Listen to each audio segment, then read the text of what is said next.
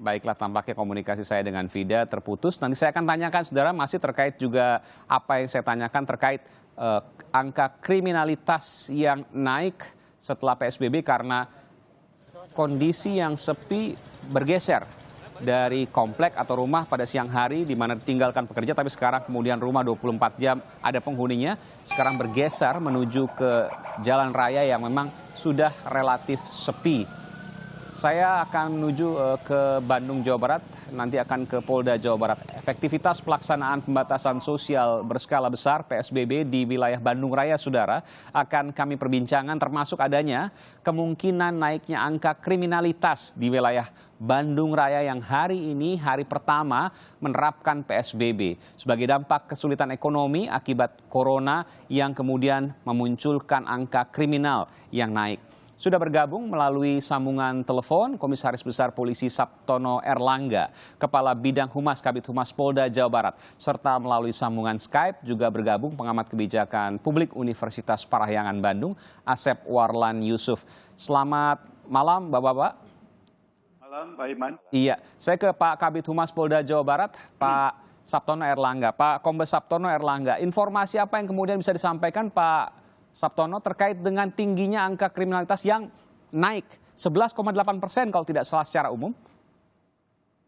Sebenarnya kalau dari evaluasi kita, angka kejahatan perbandingan dari bulan Februari dibandingkan dengan bulan Maret itu terjadi penurunan. Termasuk laka lantas juga terjadi penurunan. Nah, tentunya dengan kondisi wabah COVID saat ini, ya kita belum evaluasi yang terkait penerapan PSBB di bulan April ini sedang berjalan, tapi tentunya memang ada beberapa kejahatan yang menonjol yang baru-baru akan terjadi juga. Tapi kalau melihat angka kejahatan, saya kira masih terjadi penurunan seperti yang bulan sebelumnya.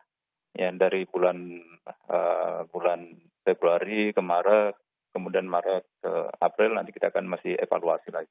Oke, ini bulan Maret, nanti kita akan masuk ke bulan April, Pak. Karena bulan April informasi yang kemudian kami terima ada sedikit kenaikan. Jika sebelumnya Maret mengalami penurunan, maka bulan April ini mengalami kenaikan. Nanti kami akan coba untuk kemudian mengelaborasi itu. Tapi bagaimana kemudian dengan informasi yang juga beredar bahwa seperti di Jakarta misalnya di Cakung ada sekelompok pemuda, lalu ada perampok yang spesialis minimarket yang kemudian beroperasi. Apakah ini juga ada antisipasi khusus? Karena ada pergeseran mungkin dari yang biasanya di komplek atau rumah sekarang bergeser ke jalan raya yang memang relatif sepi. Ya, di samping di dalam kondisi pencegahan wabah virus corona ini, Polda Jabar juga menggelar ada operasi Aman Nusa Dua, ya, dilakukan untuk mencegah penyebaran COVID-19. Kemudian juga sedang digelar operasi Pekat, salah satu sasaran juga penyakit masyarakat terhadap kasus-kasus yang menonjol D3, curat-curat, dan curanmor. Jadi selain penggelaran operasi itu, melakukan juga kegiatan kepolisian yang ditingkatkan dengan menggelar patroli, menggelar patroli gabungan TNI dan instansi terkait lainnya di dalam mengimbangi kegiatan untuk menjaga situasi Kamtipmas di Jawa Barat. Pak Sabtono, ini saya bacakan, Pak, yang mengalami kenaikan setelah PSBB adalah Jakarta dan sekitarnya. Ini disampaikan oleh Komisaris Besar Polisi Yusri Yunus, Kabid Humas Polda Metro Jaya, yang menyatakan bahwa ada kenaikan angka kriminalitas selepas atau setelah PSBB diberlakukan di Jabodetabek. Tentu kita tidak bisa mengukur di Bandung Raya karena baru hari ini diberlakukan. Tapi antisipasi tentu harus kemudian juga dilakukan. Tadi Pak Gubernur, Pak Ridwan Kamil juga menyatakan akan ada penjagaan di malam hari, Pak? Betul. Sekarang di dalam penerapan PSBB, kekuatan personel yang kita libatkan keseluruhan di Bandung Raya itu ada 4.494. Ya. Kemudian menggelar ada pos checkpoint, itu 97 pos checkpoint di 5 kabupaten kota yang termasuk di dalam Bandung Raya. Nah, penerapan pelaksanaan pengamanan di checkpoint, kita di dalam pos itu akan diberlakukan 24 jam. Oke. Kemudian juga diimbangi dengan kegiatan patroli. Ya. Baik, saya ke analis kebijakan publik dari Universitas Parayangan Bandung, Bung Asep Warlain Yusuf. Bung Asep, ya. Anda menilai bahwa memang ada kemungkinan potensi kriminalitas yang naik selepas atau setelah pelaksanaan PSBB?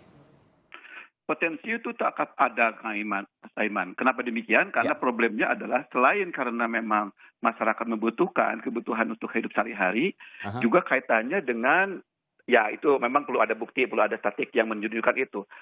Dilepaskannya sekian banyak narapidana begitu. Betul. Tapi ini memang sekali lagi perlu ada pembuktian hal itu. Tapi yang nanti saya akan tanyakan soal itu Pak ke Pak Polisi. Ya, betul. Tapi yang pasti ini ada beberapa yang kemungkinan besar dan tadi Pak Iman isinyalir yaitu bahwa kejahatan itu akan beralih dari yang semula ke rumah gitu ya, ke kantor, sekarang ke jalanan itu. Yang sebagai contoh dalam media sosial kan seringkali banyak yang berkaitan dengan penjarahan di minimarket begitu. Nah itu memang saya perlu antisipasi. Tapi saya kira jajaran kepolisian gitu ya, jajaran Satpol PP gitu ya, kemudian beberapa pihak sekarang sudah mulai siaga terhadap hal itu. Nah itu perlu digalakan, perlu dikembangkan, perlu bergandeng tangan semua pihak bahwa semua bertanggung jawab terhadap keamanan, tidak hanya kepolisian saja begitu. Iya, memang sebelum PSBB diberlakukan, Maret misalnya ya, ini tercatat memang angkanya turun dibandingkan tahun lalu. Tapi setelah PSBB diberlakukan, maka hari ini disampaikan oleh Kabid Humas Polda Metro Jaya, Pak Yusri Yunus, Komisaris Besar Polisi Yusri Yunus, kolega dari Pak Sabtono, Kombes Sabtono. Ini memang ada peningkatan setelah penerapan PSBB. Apakah kemudian yang berlaku tindak kriminal, apakah yang melakukan tindak kriminal berpotensi dari orang-orang yang baru saja dibebaskan dari penjara? Saya akan kembali bertanya kepada Pak Kombes Sabtono setelah jeda berikut ini. Tetaplah bersama kami di Sapa Indonesia Malam.